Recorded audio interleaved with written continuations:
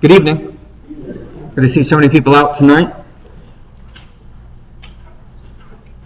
As I promised this morning, we're going to be talking about the 10 plagues of Egypt. Tonight, by request, we're going to study what lesson I've called Against All the Gods of Egypt, taking our text from Exodus 12 and verse 12, but as you'll see, really the text goes from Exodus 7 on through chapter 12. But actually, Exodus 12:12, we're going to be reading that just very shortly.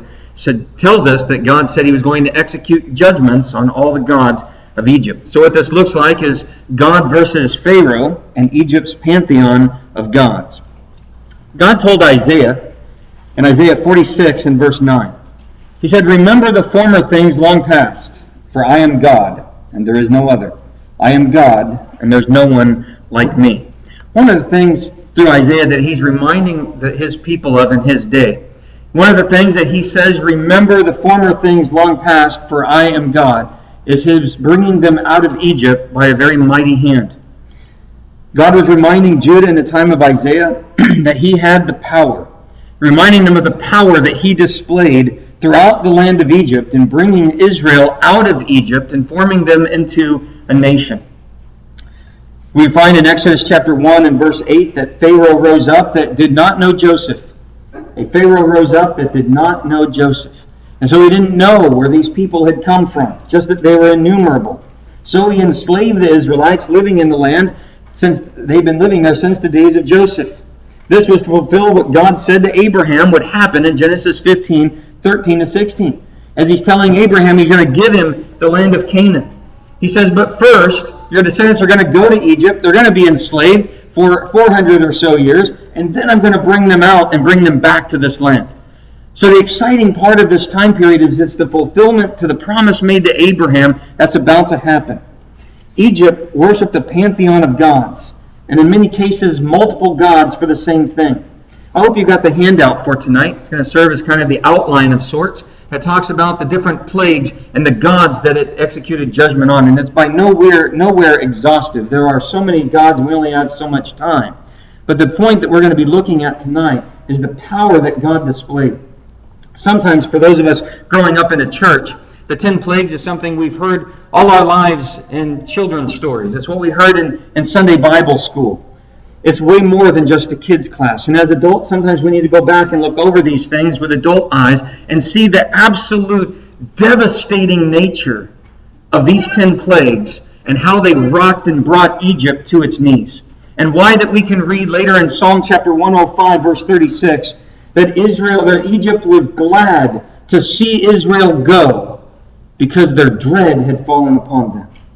We're going to find out why did the dread of these slaves come upon Egypt, that they were happy to see their forced labor leave.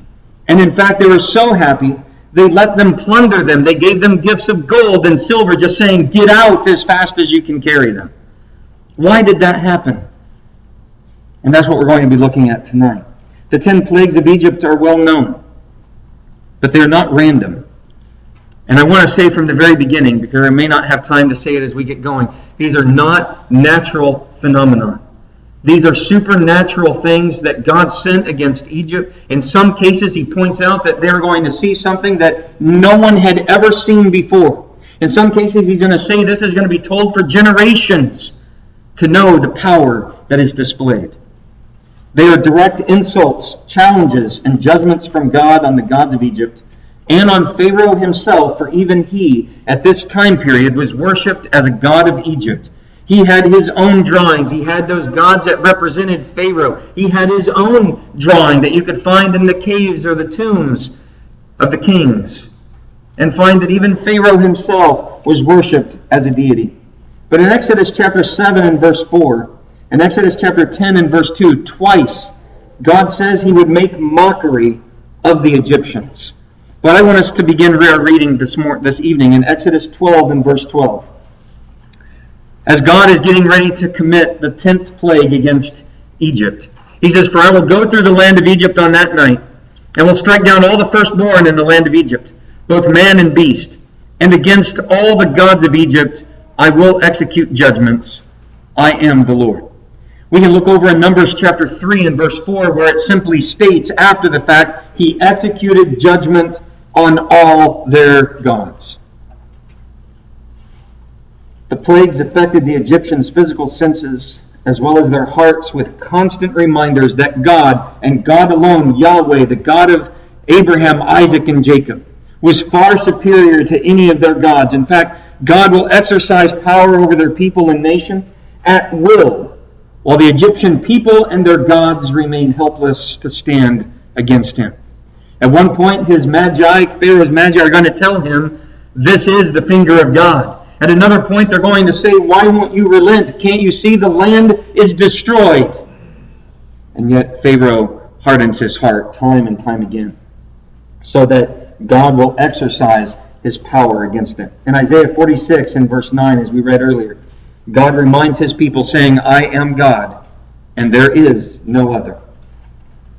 No more powerful part of Scripture can we read that as we can in Exodus, as God tells Pharaoh what he's going to do ahead of time and does it in advance with advance warning. There's nothing they can do to stop it. God exercised power over their people time and again. Moses was chosen to lead God's people out of Egypt, but it was the power of God that demonstrated to all the people, Egyptian and Israelite alike, that there is one God. God executed judgment against all the gods of Egypt. So let's go back to the first plague. Exodus chapter 7, 14 through 25. We don't have time to read these, but what I would like to do is look over in Psalm 105. If you place a marker there in Exodus, because we'll come back to that. We'll come back to Exodus periodically as we talk about this. But look over in Psalm 105 and verse 29, where it says, He turned their waters into blood and caused their fish to die. Here the psalmist, I mentioned this morning that 4 different psalms mention the exodus out of Egypt. The Psalm 78, Psalm 105, briefly stated in Psalm 135 and Psalm 136. What I want us to do is we're going to look at some companion places in Psalm 105. So if you have a marker or want to use your finger or a pen, keep a marker there in Psalm 105 as we'll come back and read some short accounts, reminders of what God did. But why was this important? The Nile was the heartbeat, it was the lifeline of Egypt. It was considered to be the very source of Egypt's power. Not only was the Nile affected, but when God struck the waters of Egypt that made it turn to blood, not only from the Nile, but even their water drawn from wells or already stored in jars for use, turned to blood. It says that there was an odor that was so bad it kept them from drinking it. It was so bad it killed the aquatic life that was in the Nile. Turning the water to blood killed the aquatic life. It threatened the crops. It smelled so bad they wouldn't drink it. And this judgment lasted 7 days. A full week without drinkable water struck this land. And yet, Pharaoh didn't soften his heart. Even that, a week of non-drinkable water that was killing the land, wasn't enough. But this was a judgment on the many gods that are worshipped in association to the Nile. And I don't want to get bogged down in the details. Sometimes I have a tendency to do that. But that's not the point. Tonight I want you to look at the different gods that man created in man's own image and told Egypt, this is your God. And God saying, I'm going to make a mockery of the Egyptians. I'm going to execute judgment against all their gods. Num was the guardian of the Nile. His form was a man with curly-horned ram's head, sometimes a bull's, but usually a ram's is depicted here with curly horns. He's one of the earliest Egyptian deities. He was worshipped till the 2nd or 3rd century A.D. Think about that. He was so popular all the way to the times of the Romans. Num was still being called on by many different peoples, not just the Egyptians. He's said to be the God that created the human body. And what will come in play later on against Num is it's also said he created children on a potter's wheel. And then there's Happy. I say Happy. I listened to this on Google to find out if I'm saying it right, and the guy kept saying Happy. I'd never heard it pronounced that way. So Happy, either way. They call him the spirit of the Nile. Happy was the god of the annual Nile flooding. So he's not the god of the Nile. He's the god of the annual Nile flooding.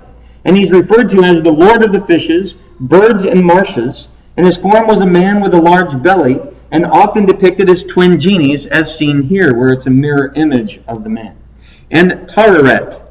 Tararet is the goddess of the river. She's called the demon wife of Apep, who was an Egyptian god of evil. Her form was a bipedal female hippopotamus with feline attributes and the back of a Nile crocodile. She sometimes bears the epithet Lady of Heaven and Mistress of the Horizon. She was known to be a goddess of motherhood and protector of pregnancy, and Nu, the god of the rivers and the abyss. He was depicted as a bearded blue-green man, blue-green for water, green for rebirth. These were the colors associated by the Egyptians. He was sometimes depicted as a man with a frog's head, or sometimes just a frog, or a snake-headed woman named Nanette. And Nu means abyss. And Osiris, and some of these you'll see overlap in other places, but Osiris was called the giver of life. The Egyptians depicted him as a crowned man and green skin to represent rebirth. And it said of him that the Nile is in his bloodstream. He became an Egyptian god of the dead and husband to another goddess named Isis. With Amun-Ra, he's one of the most recorded Egyptian deities. There's more writings on him along with Amun-Ra, or just sometimes shortened to Ra, the sun god, the mighty god of Egypt, together. But with all of these false gods had no power to overturn the judgment by God. In fact, it lasted a week.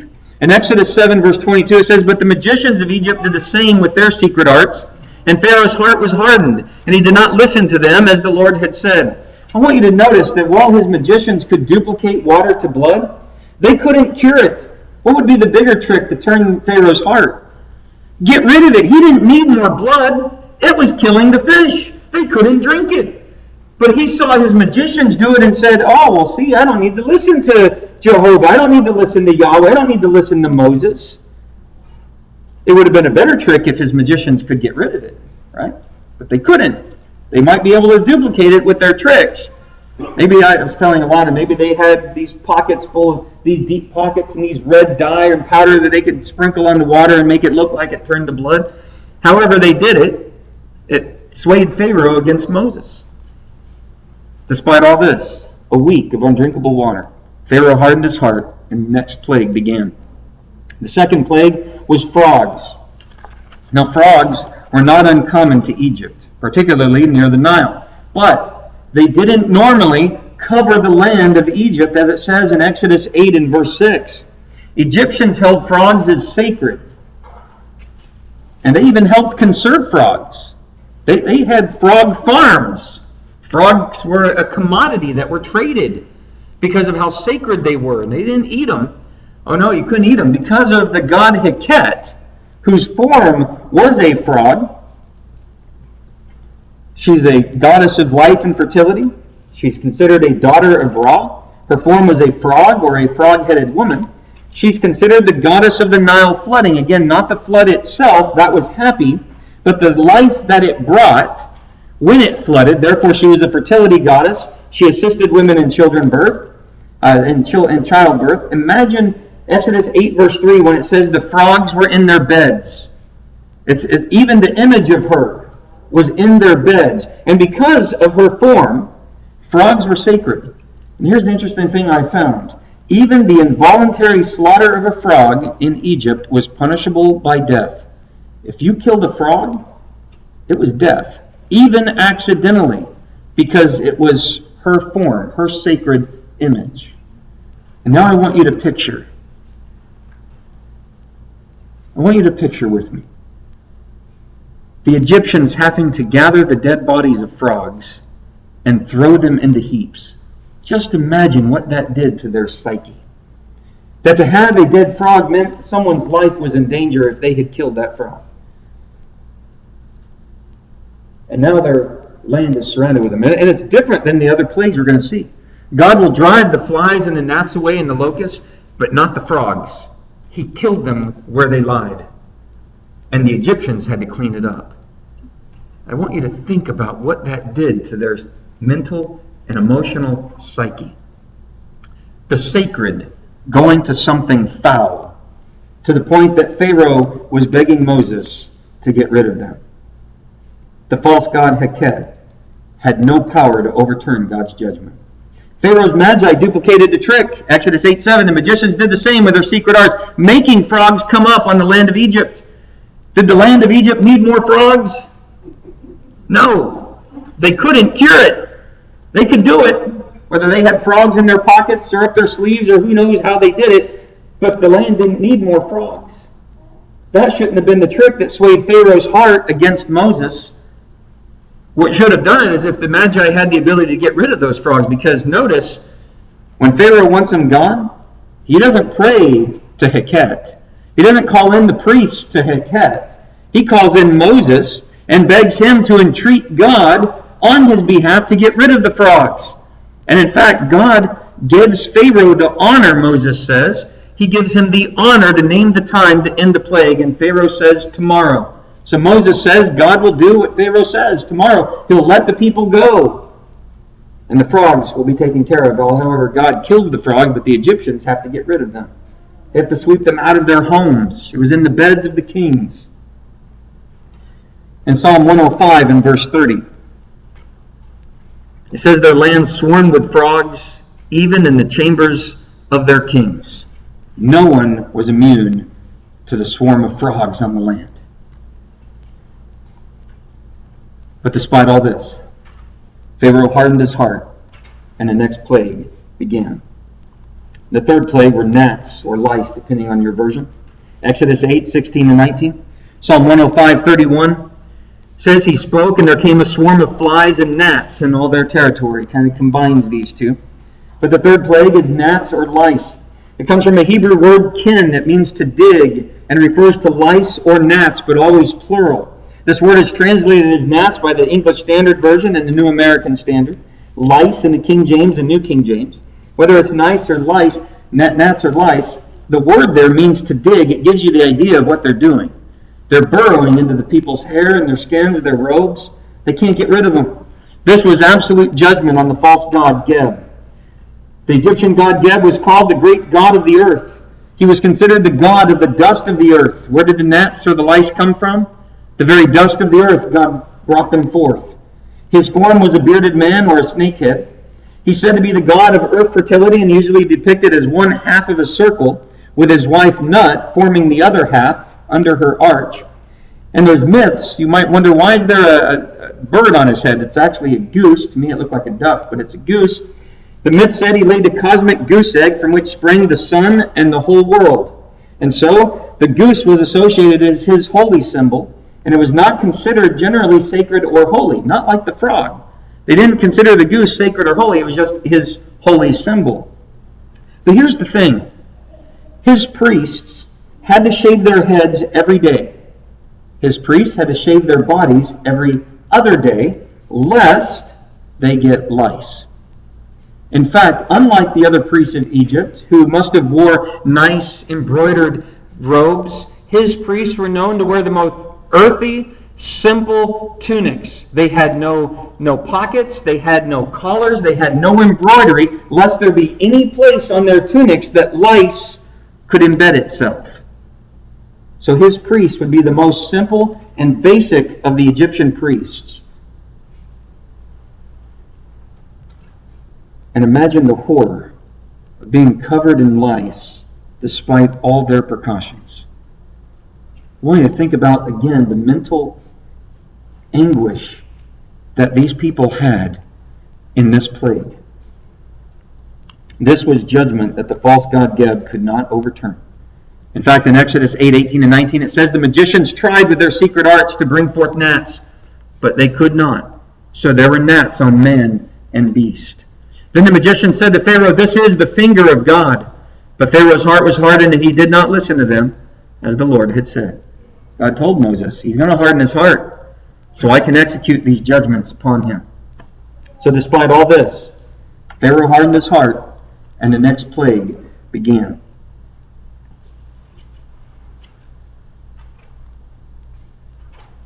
The fourth plague, flies.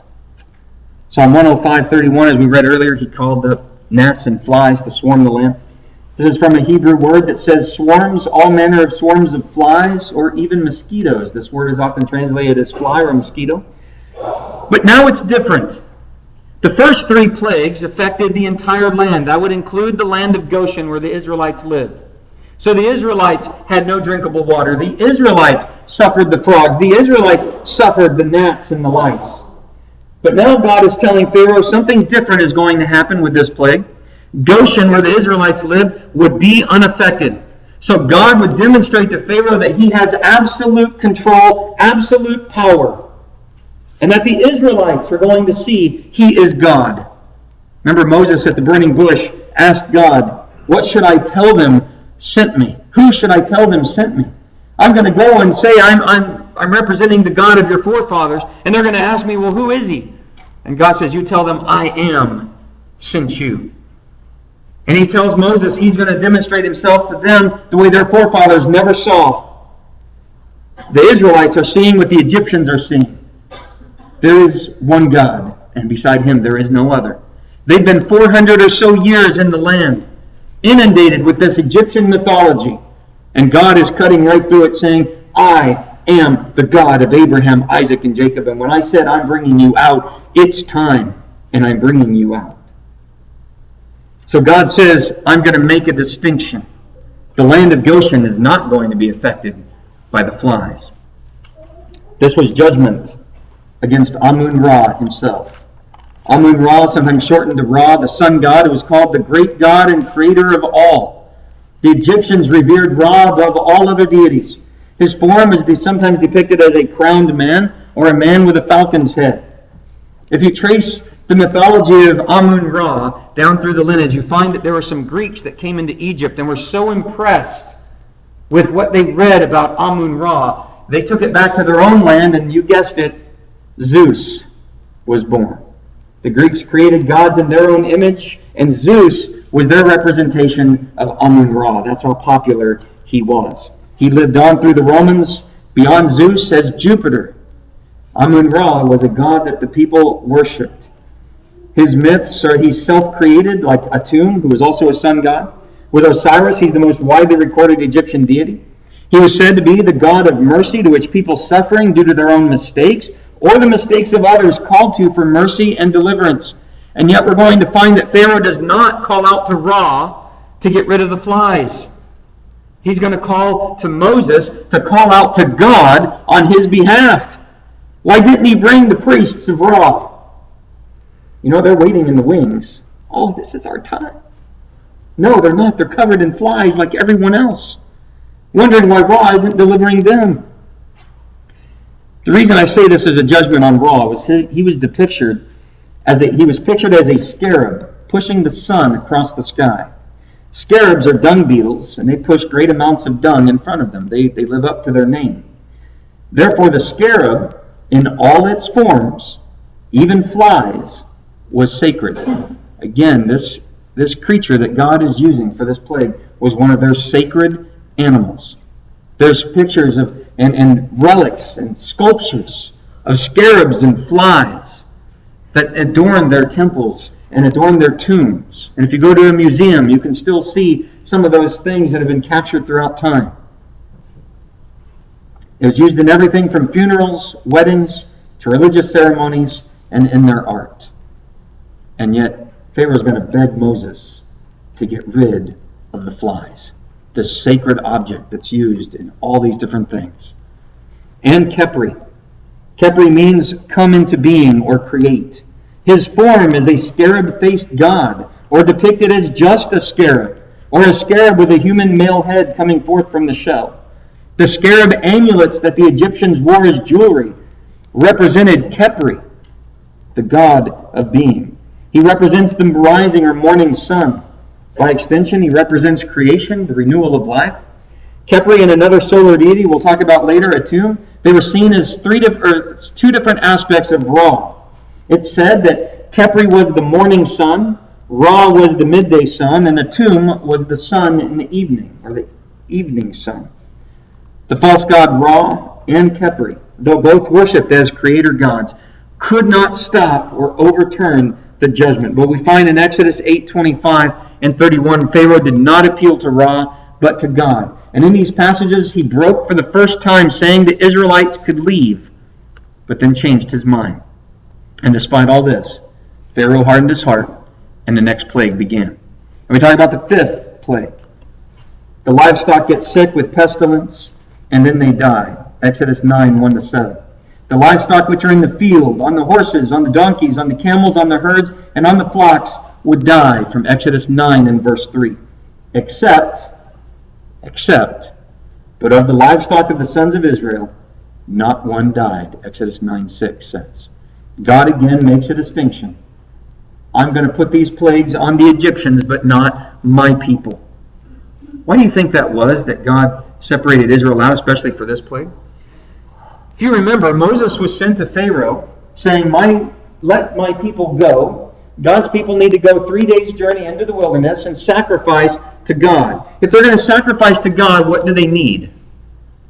Sacrifices. God's not going to kill their livestock. They're going to need it because they're supposed to go in the wilderness and sacrifice to God. But the Egyptians, on the other hand, God's going to tell them what he thinks of their gods that represent cattle and livestock, especially one in particular. But this is a judgment on Hathor. Hathor was called the goddess of love, motherhood, and joy. Her form is a cow or a woman with a cow's horns holding up a sun disk, as depicted here. More festivals were given in her honor than any other Egyptian deity. More children were named after her than any other. She was popular with both men and women, because both men and women could serve as her priests. She made no distinction, and so she was popular among the populace of both men and women. Along with Nut, she was goddess of the Milky Way. She was goddess of joy. She was revered by women for her multifaceted roles of wife, lover, and mother. She was considered the wife of Amun-Ra, according to some mythology stories. But here's one of my favorite readings. Is Apis the bull god. He is called the renewal of life. He was called a son of Hathor. So I put Hathor first. His horns also held up a sun disk, as you can see depicted here, of someone praying to Apis the bull god. His horns have a sun disk in between. He was considered a funerary god with much importance to peasants and royalty alike. So he too was very popular with the people. Because at a peasant's funeral, that is a nobody in Egypt, they still got the honorary honors of the priests of Apis coming to their funerals and holding rites. But unlike these other gods, unlike the other gods that exist in drawings and in symbols and these different things, Apis has a physical manifestation. It was known as the Apis bull. They would search the land high and low for this bull, and I'll give you the criteria for that in just a second. But when the Apis bull died, the land mourned. And some have suggested from Exodus 32 he may have been the influence for the golden calf. The Israelites would have seen this time and time again. Cow deities represented a king, or in this case Pharaoh, who became a deity after death. After an Apis bull died, another one was searched out. And I want you to listen to this. It had to be a black bull calf with a white triangle on its forehead, with a white crescent moon on its right flank, a scarab mark under its tongue, and double hairs on its tail. Egyptian farmers and livestock keepers throughout the land would search high and low. They would search every calf born to find out, is it a black calf? Does it have these four markings? Because Egyptian government would pile honor upon honor on the farmer that produced the next Apis bull. The Apis bull died in this plague. God killed their livestock. And not only did the Apis bull die, but I want you to think about what this had on their psyche. Imagine the strain on the people's mental ability to know that they could not replace the Apis bull. Because God wipes out any successor chance he had. God's wiping out their livestock. They all die of this pestilence. Once this Apis bull was selected, they brought it to the temple of Ptah. He's given a window room in the palace and given a harem of cows and is worshipped. It was said of the Apis bull he had a healing breath. People lined the streets to the temple of Ptah to have this bull breathe on them as he would have this morning walk to the temple. Apis would have been killed, and all his possible successors. These gods could not stop the slaughter of all the livestock in Egypt. In fact, in Exodus 9:7, Pharaoh sent, and behold, there was not even one of the livestock of Israel dead. But the heart of Pharaoh was hardened, and he did not let the people go. Pharaoh was so shocked at the devastation here that he even sends some scout or a spy into the land of Goshen to actually tell him, did God spare the livestock of Israel? And he comes back and says, yes. All our livestock is suffering, but the livestock in Goshen is alive and well. So despite all this, Pharaoh hardened his heart, and the next plague began. The sixth plague was boils. This affliction affected man and beast alike, from Exodus 9, 8 to 12. This is the first plague to affect the human body directly. Oh, he bothered them with frogs, he bothered them with lice and gnats and flies.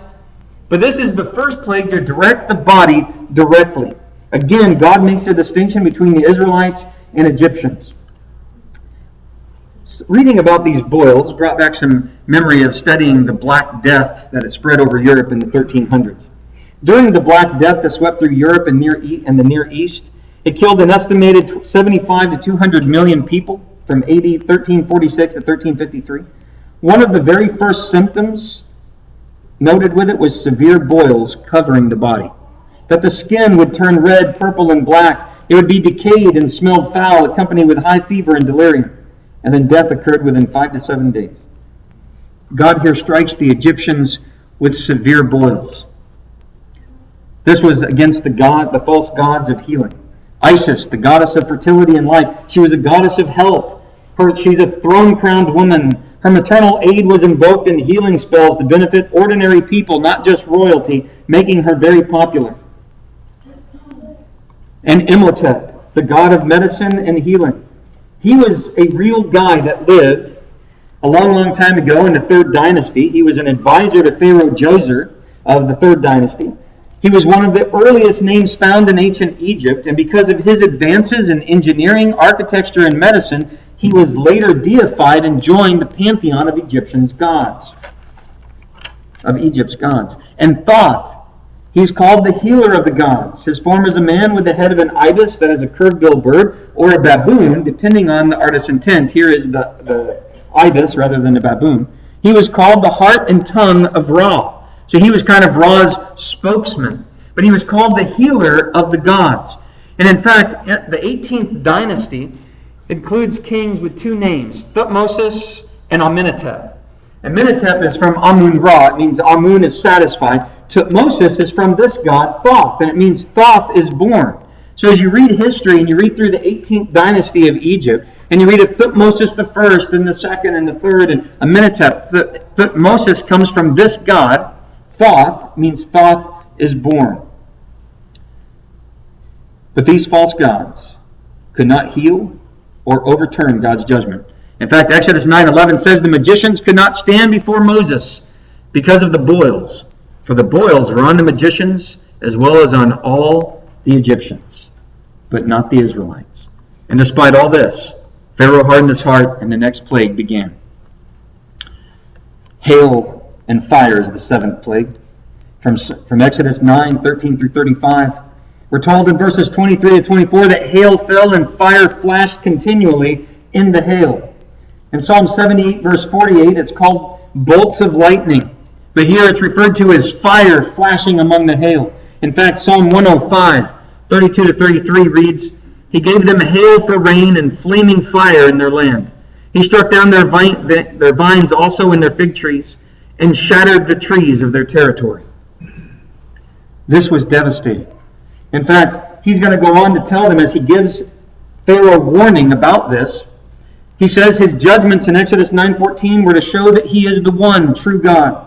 He gives them warning and says, and we're told in Exodus 9:20 through 21, that the Egyptians that feared him pulled their servants out of the field into their houses. They pulled their livestock, whatever was left after the pestilence. They pulled them indoors.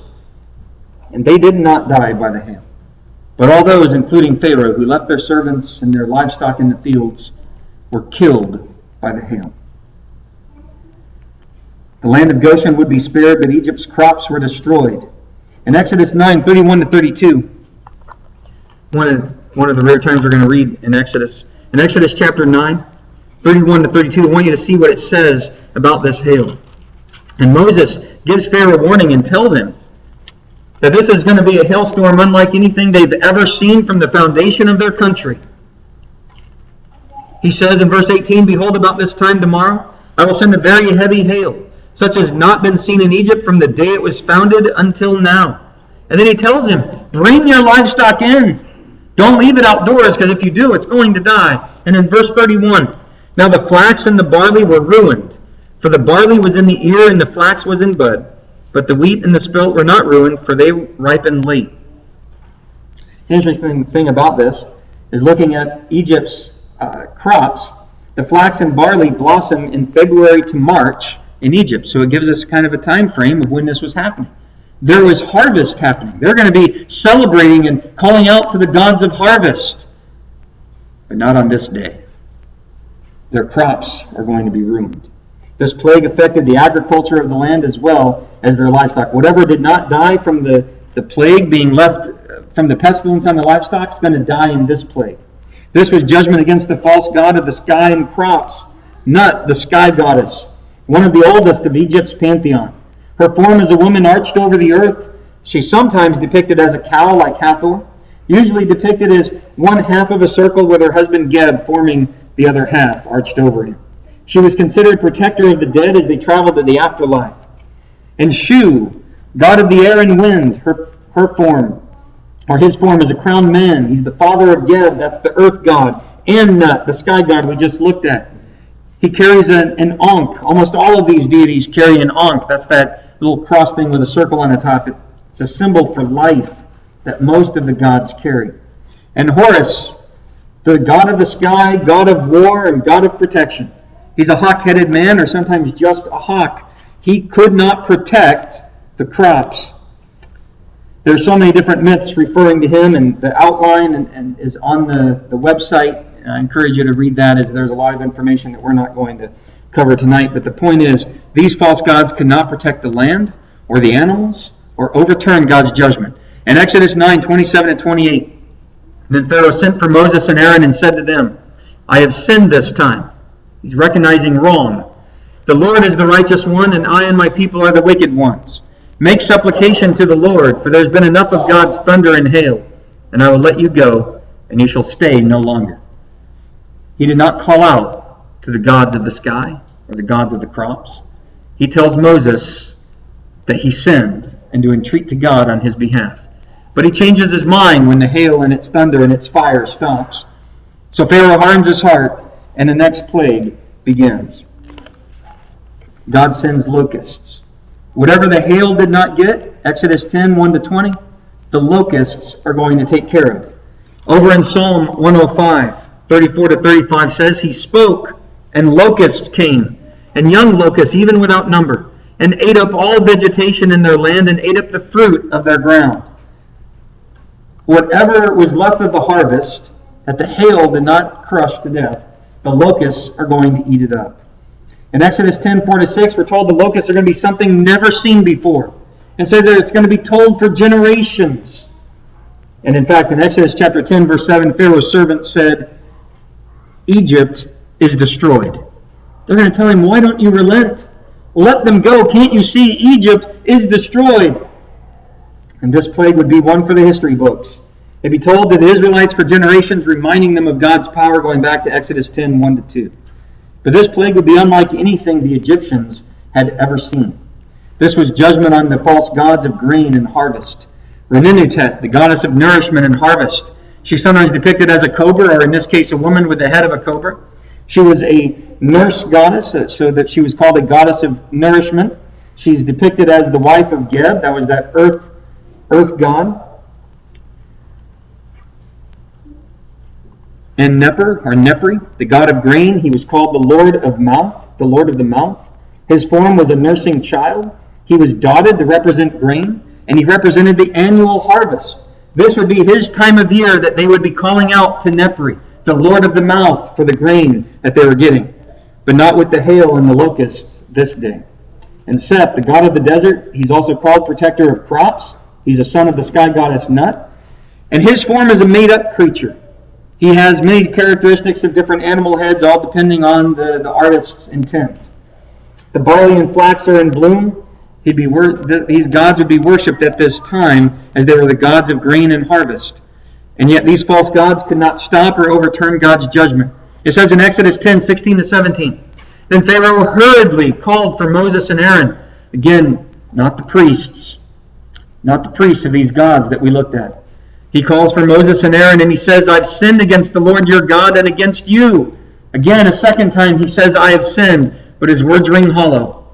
Now therefore, please forgive my sin only this once, and make supplication to the Lord your God that he would only remove this death from me. So God does. From Moses entreating God, God removes the locusts. And Pharaoh changes his mind. He hardens his heart, and the next plague began. But Pharaoh offered Moses a compromise in Exodus 10, 8 to 11. He says Moses could take the men. You take the men out in the wilderness, but you leave the women and children behind. That way he's got collateral. Moses has to come back. Moses said, no, it's all or nothing. So Pharaoh changes his mind, hardens his heart, and the next plague begins. The ninth plague, darkness. Exodus 10, 21 to 29, complete darkness. Psalm 105, verse 28 says he sent darkness and made it dark, and they did not rebel against his words. The plague of darkness was an insult to Egypt's religion and their entire culture. They were called the land of light. 3 days of complete darkness which may be felt. Exodus 10, verse 21. And it implies that they couldn't even light candles or torches, because it says in Exodus chapter 10, verse 23, that only in the land of Goshen where the Israelites had lights in their dwellings. The Israelites had lights in their dwellings. And it says because of this oppressive darkness, the Egyptians didn't get out of their beds. They couldn't see anything in front of them. They couldn't move around. So for 3 days they did nothing. Remember, this is the time of harvest. There's a lot of work to be done. But not today. Not for these 3 days. It was a darkness to be felt. And I'm going to go through these quick because many of these we've already seen. Amun-Ra, the great God and creator of all, he was called the sun god. Remember, Khepri was the morning sun, Ra was the midday sun, and Atum was the sun in the evening. So we look at Ta. Ta said that he created the sun, moon, and the earth, and the stars. His form is a mummified, bearded man with green skin for rebirth. He's manifested in the Apis bull. It's his temple the Apis bull gets taken to and lives out its life in luxury and worshipped as a god. And Atum, he's called the complete one. His form is a form of Pharaoh, and carries the symbols for Upper and Lower Egypt and a cross for eternal life. Again, he said he is the evening sun. He said, like Ra, to be a self-created God, and it said he created the first humans. And in some myths, he's the first Egyptian god of their entire pantheon. And yet, these false gods could not overturn God's judgment and bring back the light. God demonstrated his mighty power over Egypt's most mightiest of gods, Ra, the sun god. So we read in Exodus 10:24, it says, Pharaoh relented and told Moses to take everyone out of his land, even his little ones, but not their flocks. Again, collateral. You go your 3 days journey, take even the little ones and the women, take everybody, but you're leaving your flocks. Now why do you think Egypt wants to keep their flocks? You think those flocks are going to be there when Israel gets back?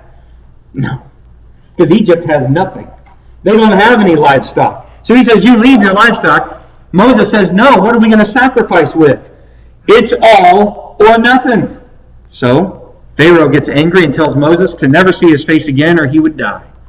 He hardens his heart, and the next plague began. The 10th plague, death of the firstborn.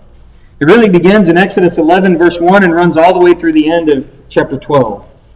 In Psalm 105, verse 36, it says, he also struck down all the firstborn in their land, the first fruits of all their vigor. You know, a lot of people look at these plagues and they try to explain them away with natural occurrence.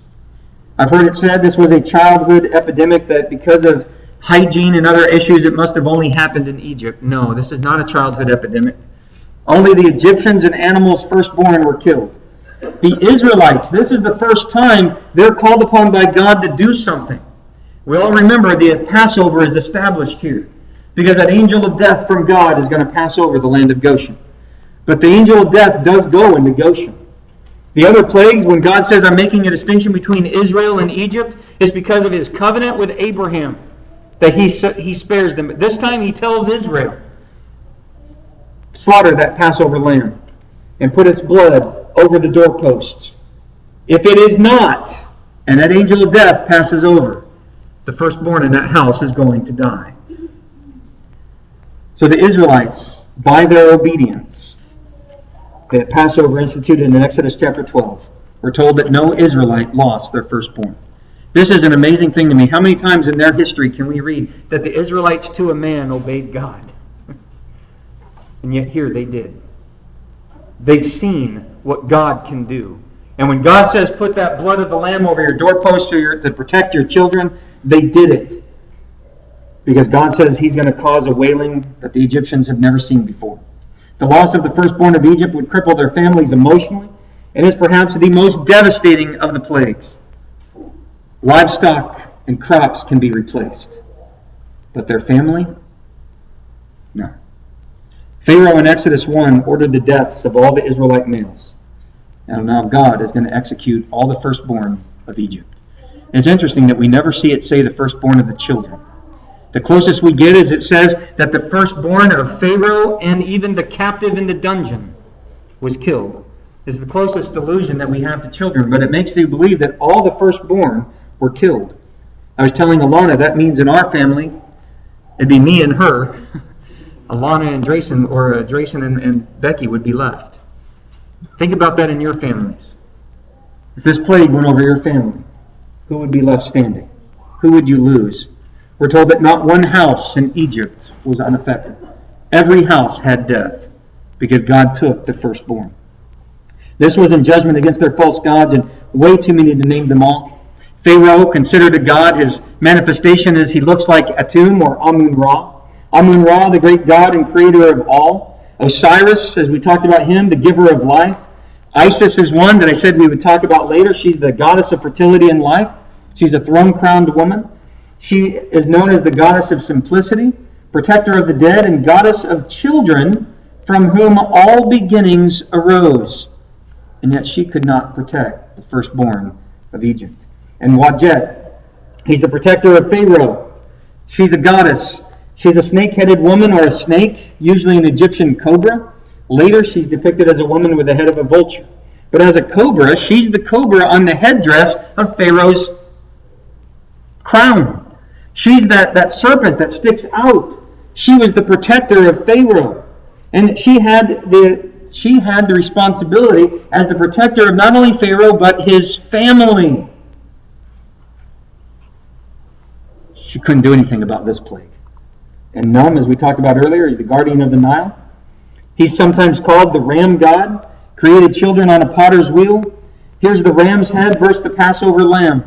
One could not stop the death of children, while the other saved children from their obedience to God, with the Passover being established by the power of God. These false gods could not save their children, could not save their firstborn, even with advanced warning. We can read in Exodus 12:29-33 that Pharaoh and all the people of Egypt urged the Israelites to leave. This was the final straw. You can only imagine the wailing and the crying that next morning. Again, my family would be halved. What about your family? Despite even this, Pharaoh hardened his heart, and the deliverance at the Red Sea would be the final straw that would divide Israel and Egypt for good in Exodus chapter 14. We can look in Numbers chapter 33 and 3-4, and says, as the Egyptians were burying their dead, I actually wanted to read it. Numbers 33, starting in verse 3. They journeyed from Ramses in the first month on the 15th day of the first month. On the next day after the Passover, the sons of Israel started out boldly and went in the sight of all the Egyptians. While the Egyptians were burying all their firstborn whom the Lord had struck down among them, the Lord had also executed judgments on their gods. These weren't natural occurrences. This was God executing judgment on their pantheon of false gods. Pharaoh told Moses in Exodus 5:2, I do not know the Lord. But Pharaoh said, who is the Lord that I should obey his voice to let Israel go? I do not know the Lord, and besides I will not let Israel go. Exodus 9:14, we're told God said this, for this time I will send all my plagues on you and your servants and your people, so that you may know that there is no one like me in all the earth. Pharaoh says, I don't know who he is. God says he's going to know by the end of this. By the end of this, you're going to know me, you're going to know my power, and you're going to know there's no one like me. God showed him in all of Egypt, and I would add even Israel, that there is none besides Yahweh, who is God Almighty. In Psalm 105, 37 and 38, it says, Then he brought them out with silver and gold, and among his tribes there was not one who stumbled. Egypt was glad when they departed, for the dread of them had fallen upon them. The Egyptians let them take their gold, their silver, their plunder, and said, just get out of the land, as they took the time to bury their dead. No matter what we believe or believe in, if it's not in God and in His truth, He can destroy it. For He has all control and authority over His creation. Philippians 2, 9-11 says, every knee will bow. I want to point out Jesus is our Passover lamb. As the Passover was instituted, Numbers chapter 3, verse 13 tells us that from the 10th plague, God sanctified all the firstborn of Israel, man and beast. As He took the lives of the firstborn of the Egyptians, man and beast, He sanctified to Himself forever the firstborn of Israel, man and beast. And in 1 Corinthians 5:7, we read Christ as our Passover lamb. And Ephesians 1:7 tells us in His blood we are redeemed. We have forgiveness of sins. And in Hebrews chapter 10, verse 10 and verse 14, we're told that in His body on the cross, in His sacrifice, we are sanctified. Just as the Passover sanctified the Israelites, through Jesus' sacrifice, that Passover lamb, one sacrifice for all time, we are sanctified. Let us love and serve the one and only God, the Creator of the heavens and the earth. In a minute, we're going to sing, Lord, I Believe. If you, like Egypt and Israel of old, believed, won't you obey the gospel and be saved tonight? You can be forgiven of your sins by rising from the waters of baptism, walking in newness of life. If you have not lived the way that you should, you can be forgiven of those sins as well and be renewed. And if we can assist you in anything tonight, come forward and let it be known now. All together we stand and